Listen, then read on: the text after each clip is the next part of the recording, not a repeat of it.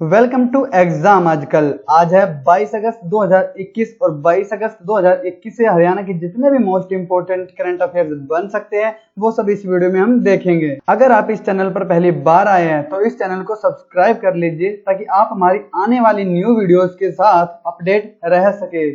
चलिए वीडियो को स्टार्ट करते हैं और वीडियो का पहला क्वेश्चन, हाल ही में हरियाणा सरकार ने किस फिल्म पर रोक लगाई है? तो अभी हाल ही में हरियाणा सरकार ने एक फिल्म पर रोक लगाई है शूटर मूवी पर। और अब जब शूटर मूवी पर रोक लगाई है तो ये देखिए इमेज में शूटर मूवी, इसके निर्माता और निर्देशक केवी ढिल्लों जी है। और आपको बताना चाहूंगा कि पंजाब सरकार भी इस मूवी पर रोक लगा चुकी है और यह मूवी पंजाब के नामी गैंगस्टर सुखा का हलवा के जीवन पर आधारित है। यह मूवी न केवल बन चुकी है बल्कि रिलीज भी हो चुकी है। और आपको बताना चाहूंगा कि इस फिल्म में आपराधिक हिंसा, जबरन वसूली, अपराध आदि को फिल्माया गया है और इस मूवी का यूथ पर कोई नकारात्मक प्रभाव न पड़े इसीलिए हरियाणा सरकार ने पंजाब हरियाणा हाई कोर्ट के दिशा निर्देश पर इस मूवी पर तत्काल रोक लगा दी है। और रोक हरियाणा सरकार ने लगाई है तो यह मैप में हरियाणा, इसका गठन 1 नवंबर 1966 को पंजाब से अलग करके बनाया गया।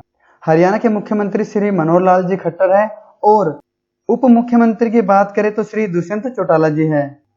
हरियाणा राज्य के राज्यपाल श्री बंडारू दत्तात्रेय जी हैं। आपको बताना चाहूंगा कि हरियाणा में कुल 22 जिले हैं। इसका क्षेत्रफल 44,212 वर्ग किलोमीटर है। हरियाणा की जनसंख्या की अगर बात की जाए तो 2,53,51,462 है।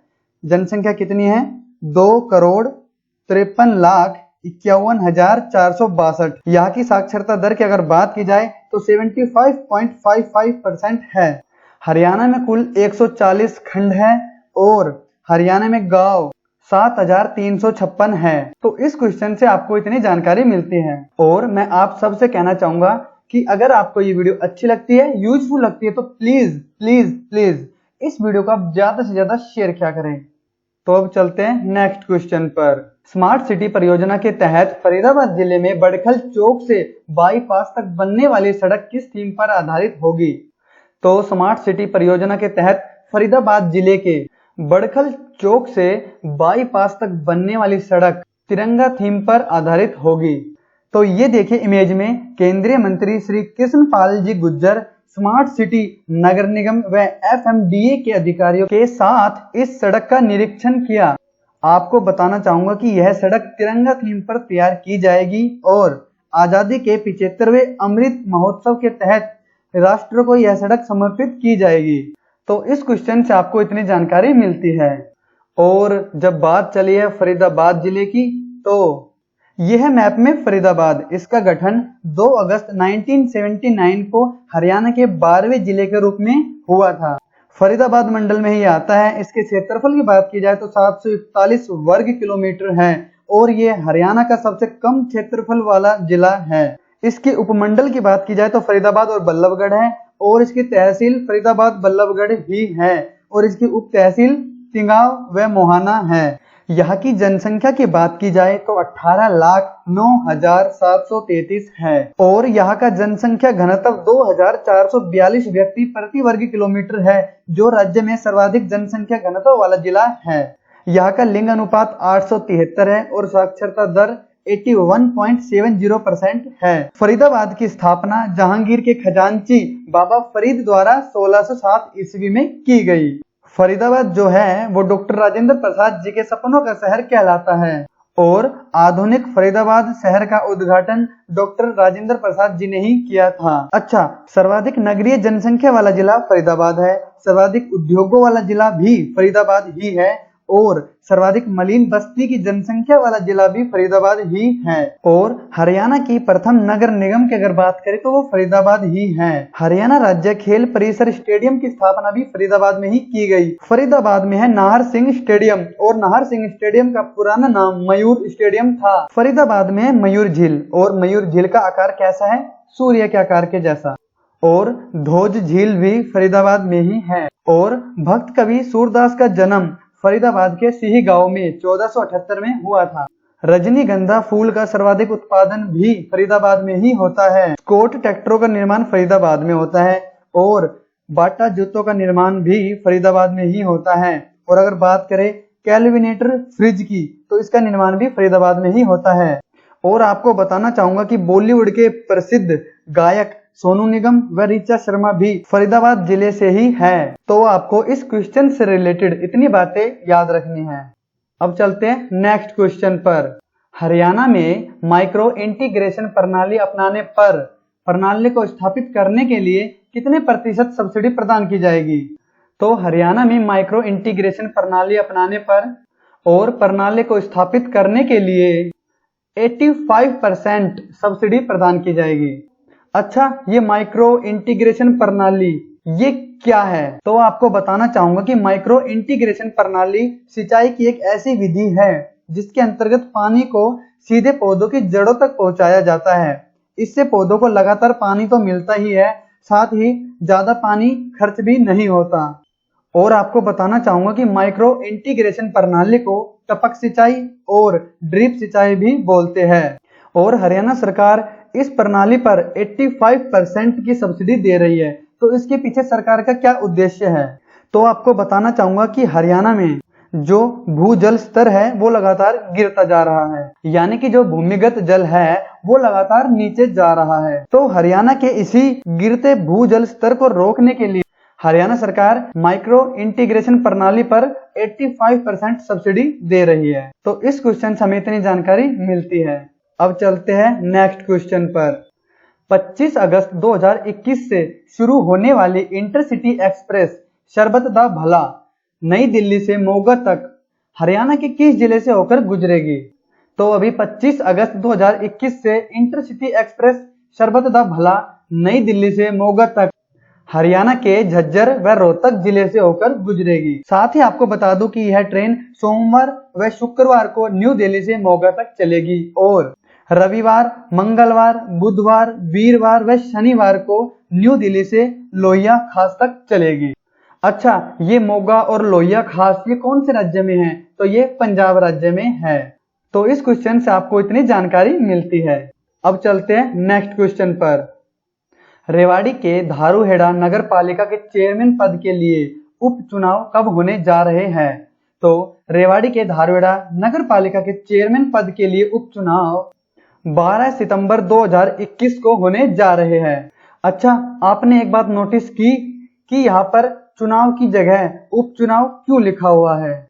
तो आपको बताना चाहूंगा कि 30 दिसंबर को सरपंच कंवर सिंह जी को यहाँ का चेयरमैन चुना गया था, बट फर्जी सर्टिफिकेट मामले के कारण इनको ये पद गंवाना पड़ा और इसी कारण चेयरमैन पद के लिए दोबारा चुनाव हो रहे हैं, जो कब हो रहे हैं? 12 सितंबर 2021 को।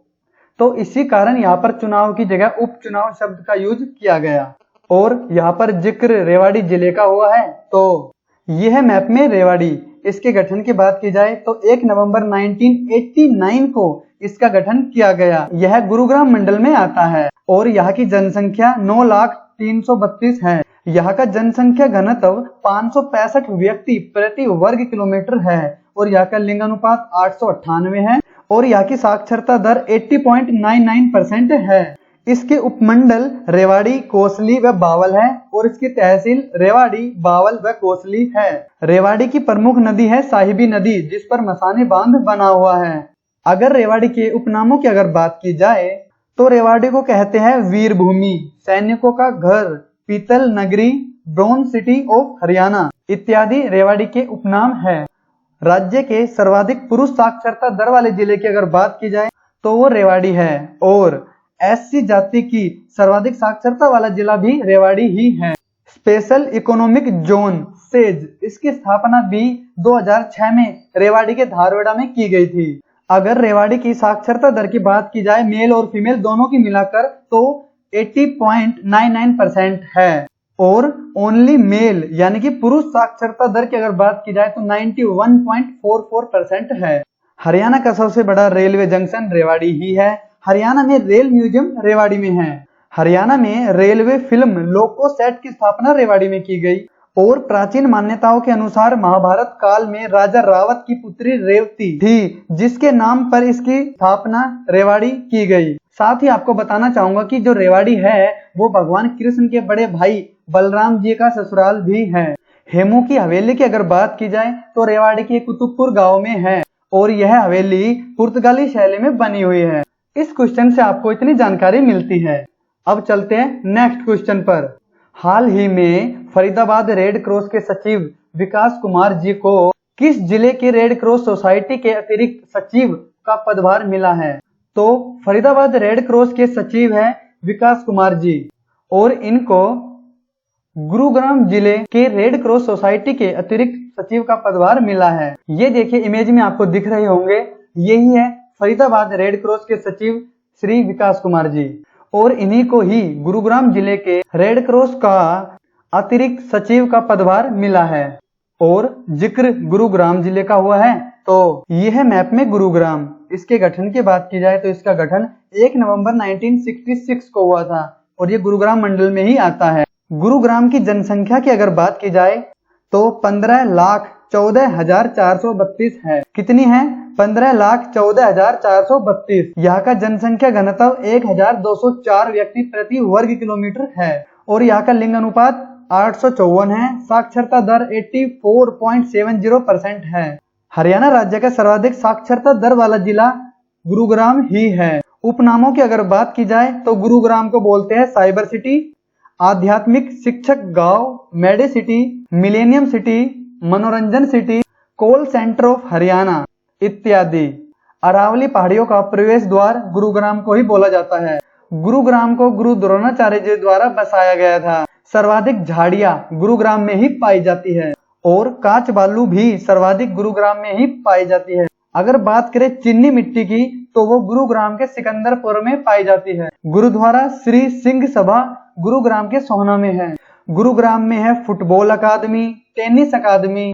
और अगर बात करें हरियाणा राज्य में सर्वाधिक कंप्यूटर का प्रयोग गुरुग्राम में ही किया जाता है। हरियाणा राज्य में सर्वाधिक विदेशी निवेश गुरुग्राम जिले में ही किया जाता है। साइबर क्राइम ब्रांच का प्रथम थाना भी गुरुग्राम में ही खोला गया था। तो इतनी बातें आपको इस क्वेश्चन से याद रखनी है। अब चलते हैं नेक्स्ट क्वेश्चन पर। हाल ही में किसे हरियाणा के रेवाड़ी जिले के जजपा यानी कि जननायक जनता पार्टी का रेवाड़ी प्रभारी बनाया गया है? तो हरियाणा के रेवाड़ी जिले के जजपा यानी कि जननायक जनता पार्टी के रेवाड़ी प्रभारी श्री रामबीर सिंह जी को बनाया गया है। रामबीर सिंह जी को बनाया गया है तो ये इमेज में आपको दिख रहे होंगे, यही है रामबीर सिंह जी। इससे पूर्व ये पटौदी के एमएलए रह चुके हैं। साथ ही आपको बताना चाहूंगा कि ये HBSE यानी कि Haryana board of school education के चेयरमैन भी रह चुके हैं। और आप सबको बताना चाहूंगा कि वीडियो को बनाने में बहुत ज्यादा मेहनत लगती है, तो प्लीज अगर आपको ये वीडियो अच्छी लगती है, यूजफुल लगती है, तो इस वीडियो को आप ज्यादा से ज्यादा शेयर किया करें।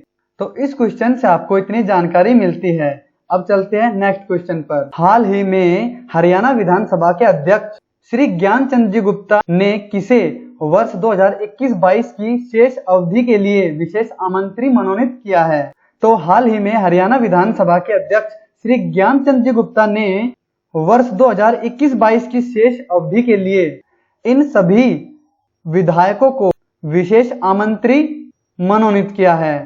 तो इसका सही आंसर हो जाएगा उपरोक्त सभी। अच्छा, जब इन सभी विधायकों को विशेष आमंत्री मनोनीत किया है तो एक एक करके हम इनके बारे में जानकारी प्राप्त कर लेते हैं। सबसे पहले हम बात करते हैं विधायक शैली जी की। इनको जन स्वास्थ्य, सिंचाई, बिजली व लोक निर्माण की सब्जेक्ट कमेटी की विशेष आमंत्री मनोनीत किया है। अब बात कर लेते हैं विधायक नरेंद्र गुप्ता जी की। इनको शहरी निकाय व पंचायती राज संस्थान समिति का विशेष आमंत्री मनोनीत किया है। और अब बात कर लेते हैं विधायक शमशेर सिंह गोगी जी की। इनको विशेषाधिकार समिति का विशेष आमंत्री मनोनीत किया गया है। और अब बात कर लेते हैं विधायक राम कुमार जी की। तो इनको याचिका समिति का विशेष आमंत्री मनोनीत किया गया है। तो इस क्वेश्चन से आपको इतनी जानकारी मिलती है। पिछली वीडियो में आपसे पूछा गया था टाटा स्टील हरियाणा के किस जिले में रिसाइकलिंग प्लांट लगाने जा रही है? तो रोहतक जिले में टाटा स्टील हरियाणा के रोहतक जिले में रिसाइकलिंग प्लांट लगाने जा रहा है। साथ ही मैं आप सबसे भी कहना चाहूंगा कि अगर आपको किसी क्वेश्चन का आंसर पता हो तो आप वीडियो के कमेंट बॉक्स में सेंड कर दिया करो, वो भी विद डिटेल। और आज की वीडियो का आपके लिए क्वेश्चन है, हाल ही में हरियाणा के विधानसभा अध्यक्ष श्री ज्ञानचंद जी गुप्ता द्वारा किसे प्रिविलेज कमेटी से बाहर कर दिया गया है। और आपके सामने ये ऑप्शन दिए गए हैं और आपको इस क्वेश्चन का आंसर विद डिटेल हमें इस वीडियो के कमेंट बॉक्स में सेंड करना है। और साथ ही आप सबको बताना चाहूंगा कि अगर आपको वीडियो में पूछे गए क्वेश्चन का आंसर नहीं पता, पहले वाली सारी वीडियोस को देख लीजिए। और आपको हमारी ये वीडियो कैसे लगी, वीडियो के बारे में अगर आपको अपनी पर्सनल राय, अपनी एडवाइस हमसे शेयर करना चाहते हैं तो आप फेसबुक पर हमें सर्च कीजिए एग्जाम आज कल और आप हमसे कनेक्ट हो सकते हैं। तो फिर मिलते हैं आपसे नई वीडियो में नए करंट अफेयर्स के साथ। तब तक के लिए खुश रहे। धन्यवाद। जय हिंद, जय Bharat. Thank you for watching this video.